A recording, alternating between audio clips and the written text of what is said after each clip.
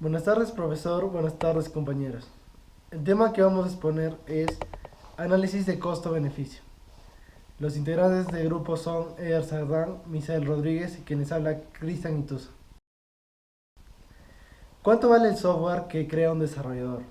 Vivimos en una sociedad que se mueve tan rápido que tenemos que valorar cada minuto de nuestro tiempo, por lo que la estimación de nuestro software debe realizarse cuidadosamente, ya que un gran error en la estimación del costo puede ser lo que marque la diferencia entre beneficios y pérdidas.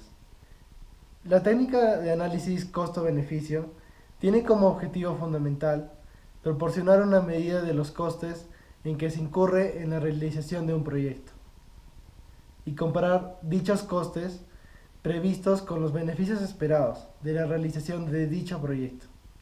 Esta medida servirá para valorar la necesidad y oportunidad de acometer la realización del proyecto, seleccionar la alternativa más beneficiosa para la realización del proyecto, estimar adecuadamente los recursos económicos necesarios en el plazo de realización del proyecto. Las mediciones se pueden clasificar de dos maneras: medidas directas, tales como el costo y esfuerzo aplicado, así como las líneas de código producidas, la velocidad de ejecución, el tamaño de memoria, los defectos observados, etc. Y medidas indirectas, como la funcionalidad, la calidad, complejidad, eficiencia, fiabilidad, facilidad de mantenimiento, etc. Razones para medir el software: para indicar la calidad del producto, para evaluar la productividad, los beneficios y permitir la mejora continua, o para establecer las líneas base para la estimación. La estimación del costo nunca será exacta. Para realizar la estimación segura se tienen tres posibles opciones: realizar la estimación hasta después de haber terminado el desarrollo del proyecto, basar la estimación en proyectos similares, o desarrollar un modelo empírico en base a nuestros proyectos previamente realizados. Algunos de los factores que determinan el costo del desarrollo de un software son capacidad del programador, complejidad del software, tamaño del software y el nivel de confiabilidad. Conceptos relacionados con el tema. Punto de amortización. Es el momento en que los beneficios obtenidos por la explotación del software igualan los costes de todo tipo que ha ocasionado. A partir de este punto, el sistema aporta beneficios netos a la empresa. Periodo de amortización.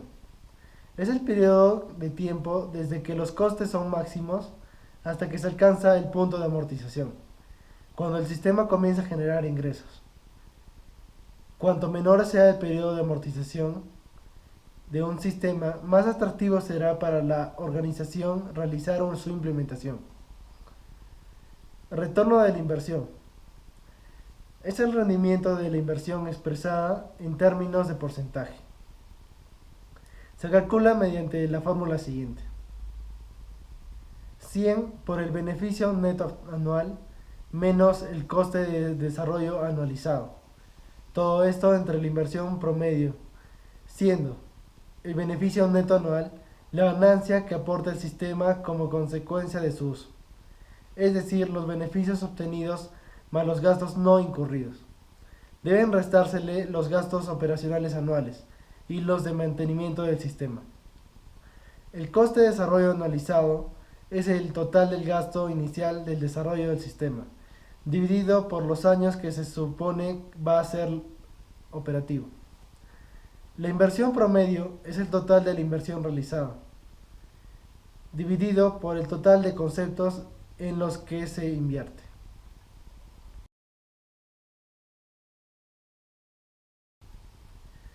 Para la realización del análisis coste-beneficio se seguirán dos pasos: producir estimaciones de costos-beneficios y determinar la viabilidad del proyecto y su aceptación. Se realizará una lista de todo lo que es necesario para implementar el sistema y una lista de los beneficios esperados del nuevo sistema. En general, los costes suelen ser medibles y estimables en unidades económicas, no como los beneficios, los cuales pueden ser tangibles o no. En un análisis de costes y beneficios se deben considerar aquellos aspectos tangibles, valores como el dinero, el tiempo, etc. Y no tangibles, es decir, no ponderables de una forma objetiva. Entre los beneficios no tangibles pueden estar el aumento de cuentas debido a un mejor servicio al cliente o la mejora en la toma de decisiones debido a una mejora en el soporte informático. La valoración de los beneficios no tangibles se debe estimar de una forma subjetiva y será realizado por las áreas correspondientes. A menudo es conveniente desglosar los costes estimados a lo largo del proyecto para ofrecer una información más detallada de la distribución de los recursos. En la estimación de costes se considera, entre otros, los siguientes aspectos: adquisición de hardware y software, el que sea preciso para el desarrollo, implantación y normal funcionamiento del sistema. Se debe considerar la saturación de máquinas o sistemas actuales como consecuencia de las entradas en vigor del sistema nuevo. Gastos de mantenimiento de hardware y software. Gastos de comunicaciones, líneas, teléfonos, correos, etc. Gastos de instalación, cableado, acondicionamiento de sala, recursos humanos, materiales, gastos de viaje, etc. Coste de desarrollo del sistema. Gastos del mantenimiento del sistema. Coste anual. Gastos de consultoría, en caso de requerirse algún consultor externo en cualquier etapa del proyecto. Gastos de formación de todo tipo, desarrolladores, operadores, implantadores, usuario final, etc. Gastos de material, papel, tóner, etc. Costes derivados de la curva de aprendizaje, de todo personal involucrado, desarrolladores, técnicos de sistema, operadores y desde luego usuarios. Costes financieros de publicidad, etc. En la estimación de beneficios se pueden considerar cuestiones como las siguientes: incremento de la productividad, ahorro o mejor utilización de recursos humanos, ahorro de gastos de mantenimiento del sistema actual, ahorros de adquisición y mantenimiento de hardware y software, o reutilización de plataformas sustituidas. Incremento de ventas o resultados, disminución de costes, producidos por una mejora de la gestión, rotación de stock, analítica de clientes, etc. Ahorro de materiales de todo tipo, sustituido por datos electrónicos que proporciona el sistema, como por ejemplo papel, correo, etc. Beneficios financieros, otros beneficios tangibles, ahorro de recursos externos, consultoría, formación, etc. Beneficios intangibles, incremento de la calidad del producto o servicio, mejora de la imagen de la compañía, mejora en la atención al cliente, mejora en la explotación, etc.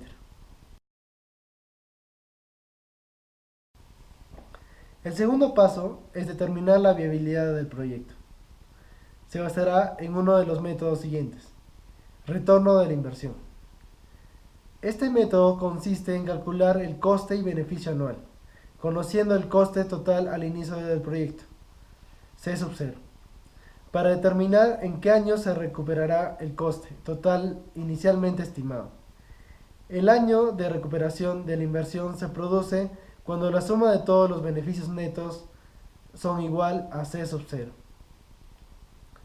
Valor actual. Este método permite tener en cuenta que un gasto invertido durante cierto tiempo produce un beneficio. El método consiste en determinar el dinero que es viable invertir inicialmente para que se recupere la inversión en un periodo de tiempo definido previamente. El resultado depende del tipo de interés, R, utilizado en la evaluación. Se debe calcular, en primer lugar, el beneficio neto que se obtendrá cada año. Dicho beneficio no es real, ya que se debe estimar el valor real de dicha cantidad en el año n. Para ello se aplica la fórmula valor actual es igual al beneficio neto entre 1 más R entre 100 elevado a la n, siendo n el número de año. Se debe estudiar en cuántos años se recuperará la inversión realizada, o bien, si en un periodo de años fijado previamente se retorna la inversión y por lo tanto es viable el proyecto. Si la inversión es el C sub 0, se determinará la viabilidad del proyecto consultando la siguiente tabla.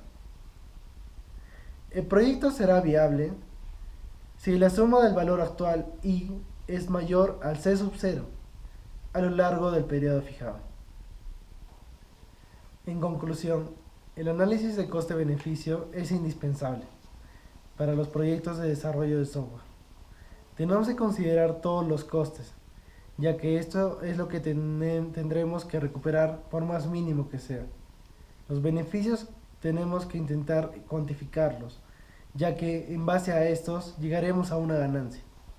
Considerar todos los aspectos en el que impactará el proyecto es una tarea complicada, pero hasta un beneficio como mejorar la imagen de una empresa es muy provechoso a largo plazo.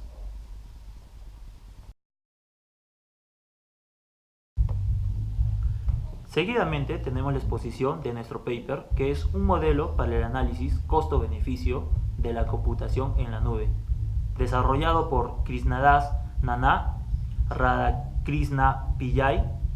El paper empieza con la computación en nube. Esta está emergiendo como un poderoso paradigma de computación, con un objetivo de eficiencia en la utilización de recursos y contribución a la tecnología. Sin embargo, la decisión de cambiar a cloud siempre es arriesgada desde la perspectiva del cliente. La investigación existente sobre cloud computing se centra más en aspectos técnicos como seguridad, calidad y eficiencia. Sin embargo, la investigación sobre la adopción de la computación en la nube se encuentra en la etapa inicial para los nuevos desarrolladores que empiezan con sus propias empresas. Por lo tanto, este paper intenta crear un modelo para analizar el costo y beneficio para decidir sobre la adoptabilidad de la computación en nube. Si se tiene en cuenta varios parámetros de una organización, como el número de servidores, los requisitos y recursos computacionales y no computacionales. Cloud es una tecnología que permite el acceso remoto a software, almacenamiento de archivos y procesamiento de datos por medio de Internet, siendo así una alternativa a la ejecución en una computadora personal o un servidor local. El modelo de nube no hay necesidad de instalar aplicaciones localmente. La computación en la nube nos ofrece a los individuos y a las empresas la capacidad de dar recursos de computación con un buen mantenimiento, seguro, fácil y de baja demanda.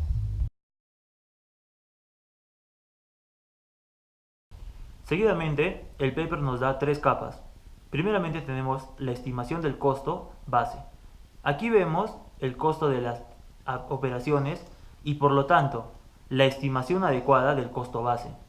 Un total de 9 componentes, donde cada componente se proporcionan los siguientes detalles: explicación de todas las variables involucradas, el método para calcular el costo de componente. El objetivo general es generar los costos mensuales para todos los componentes que se están considerando. Por lo tanto, las variables se convierten en parámetros mensuales, a menos que se indique lo contrario, de acuerdo a la moneda que es universal para todos. Es importante comprender la contribución de los costos de la infraestructura, el alquiler mensual de la estructura en una organización. Por lo tanto, el parámetro de amortización se calcula con los costos para varios recursos, hardware y software. Este parámetro es requerido para calcular el costo mensual de cada elemento de la infraestructura que se está considerando. Costo de servidores, donde generalmente se tiene similar configuración. Esto hace que el cálculo del costo del servidor sea fácil. Por lo tanto, el costo del servidor se puede calcular con el número de servidor por los costos por servidor,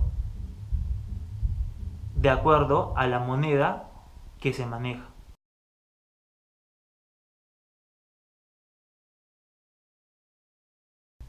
Seguidamente tenemos los componentes de red. Estos contribuyen a los costos de red. El costo total de una red es una suma total del costo de los switches, puertos, cables y los costos de implementación. Estos dan inicio a un nuevo componente que se usará para el desarrollo de la empresa. Seguidamente tenemos el componente de energía. Pocos estudios citan que es el costo más grande en los centros de datos, a gran escala, aunque la validez es discutible. La energía es claramente uno de los costos de más rápido crecimiento que representa la relación de la infraestructura informática, que contribuye al consumo de energía en una organización. Incluye infraestructura informática, redes físicas, transformadores, fuentes de alimentación, ventiladores, aires acondicionados, bombas e iluminación. Seguidamente tenemos los costos de software, donde tenemos que darnos cuenta que hay dos clases de software consideradas para el análisis de costos basados en la estructura: el que es creado o el que es adquirido. Teniendo en cuenta estos puntos, se tiene que buscar la mejor forma de optimizar el trabajo en una empresa de software. No podemos reinventar algo que ya está optimizado. Hasta ya hay versiones para poder usarlas. Los costos de software hacen que muchas veces obviemos lo que podamos hacer y lo que se puede adquirir. No siempre es necesario hacer todo, ya sea por cuestión de tiempo o de mejora.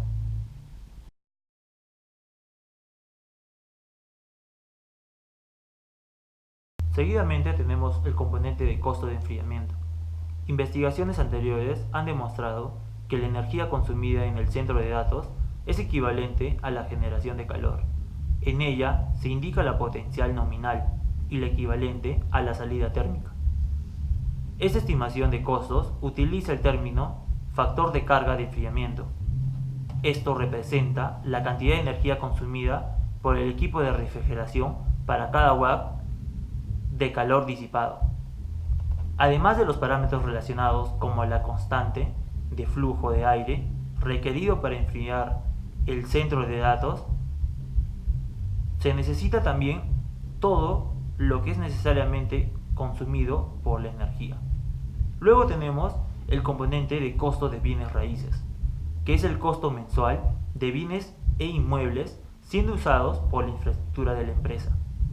Los centros de datos ocupan espacios y cuentas considerables, donde nosotros debemos tener en cuenta que hay una gran variación en los precios, basado en las ubicaciones geográficas, y por lo tanto se han tomado una variable generalizada donde los valores específicos del área pueden ser capturados por las organizaciones de acuerdo a dónde están ocupados y la cantidad de espacio ocupado. Seguidamente tenemos el costo de instalación. Estos representan los componentes tangibles e intangibles que son esenciales para el funcionamiento del equipo.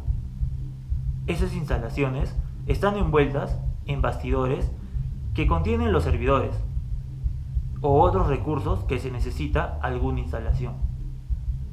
También vemos el componente de costos de soporte y mantenimiento. Es el cual donde vemos el personal operativo, es la parte principal de una empresa. El personal involucrado en el mantenimiento de los centros de datos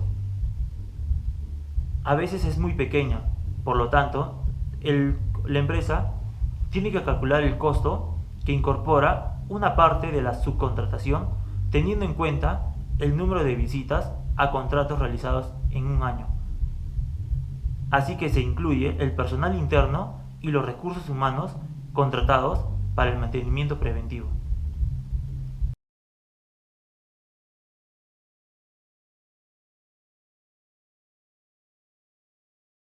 Seguidamente tenemos la capa 2, que es el análisis de costos basados en patrones de datos, en la cual esta sección trata sobre las características del patrón de datos en una organización, como la cantidad de datos que genera, el tiempo que llevan sus recursos computacionales para transferir los datos, la demanda estimada, la demanda promedio, el número de servidores aprovisionados para cumplir con la demanda. Este análisis recoge características específicas como la aportación a la relación costo-beneficio, modelo de análisis, y presenta dos análisis específicos.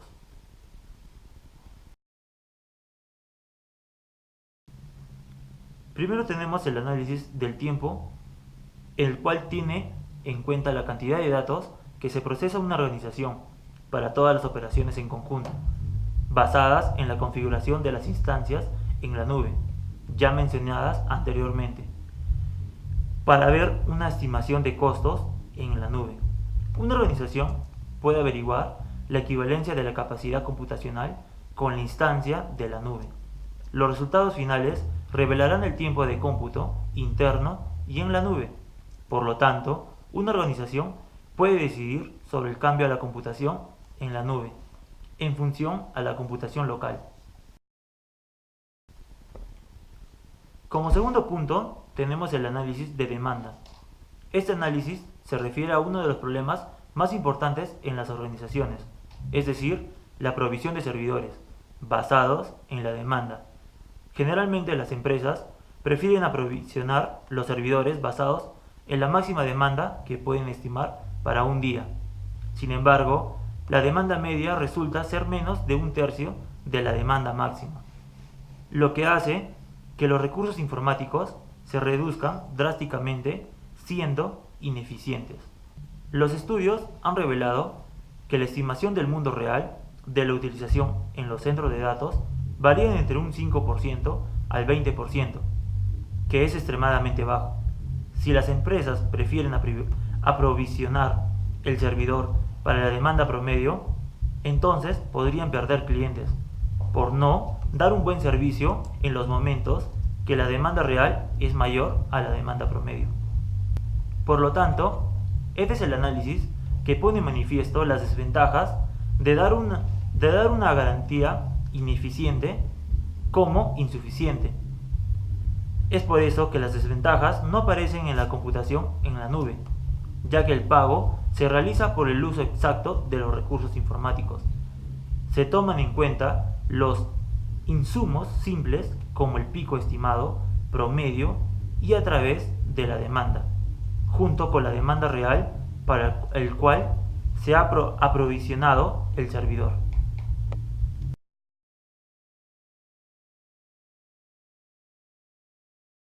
La tercera capa del modelo presentado en el paper menciona el desarrollo de un análisis de costos específicos en el que se hace un hincapié en que este es el escenario más común de uso de computación en la nube, resaltando que este es un punto de análisis muy común para determinar si es viable para una empresa continuar con su infraestructura actual y si sería rentable para ellos ejecutar un próximo proyecto en la nube. Esta capa no solo es útil para los próximos proyectos, sino que también para evaluar la efectividad de los proyectos ya implementados. En la tabla se muestra la fórmula para realizar cálculos de estimación de costos, tomando como entrada un proyecto teniendo en cuenta los cálculos de las formas presentadas en la primera capa. La estimación del costo se realiza teniendo en cuenta la implementación física del proyecto. Cabe mencionar que el requisito real del servidor podría ser menor que el estimado si se considera la demanda exacta. Se toma en cuenta que ya existen n sub s servidores y que la proporción o ratio se calcula dividiendo el número estimado de servidores entre el número de servidores. Los demás costos del proyecto se calculan finalmente multiplicando cada uno de los valores obtenidos en la primera capa por el valor obtenido de la proporción o ratio, tomando en cuenta que los valores obtenidos son solamente costos estimados y están sujetos a diferentes análisis por parte de la empresa.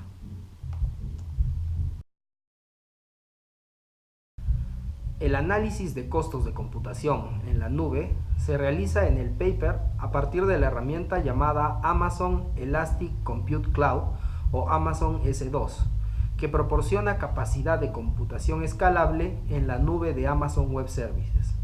Esta elimina la necesidad de invertir inicialmente en hardware, de manera que se puede desarrollar e implementar aplicaciones en menos tiempo.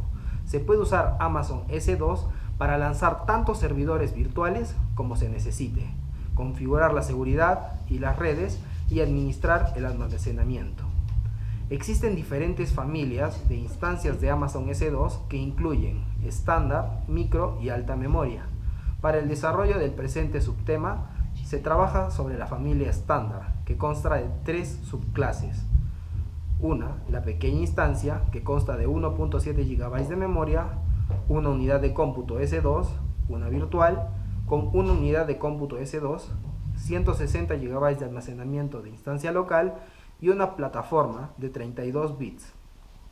Una instancia grande, que consta de 7.5 GB de memoria, 4 unidades de cómputo S2, que constan de 2 núcleos virtuales con 2 unidades de cómputo S2 cada una, 850 GB de almacenamiento de instancia local y una plataforma de 64 bits.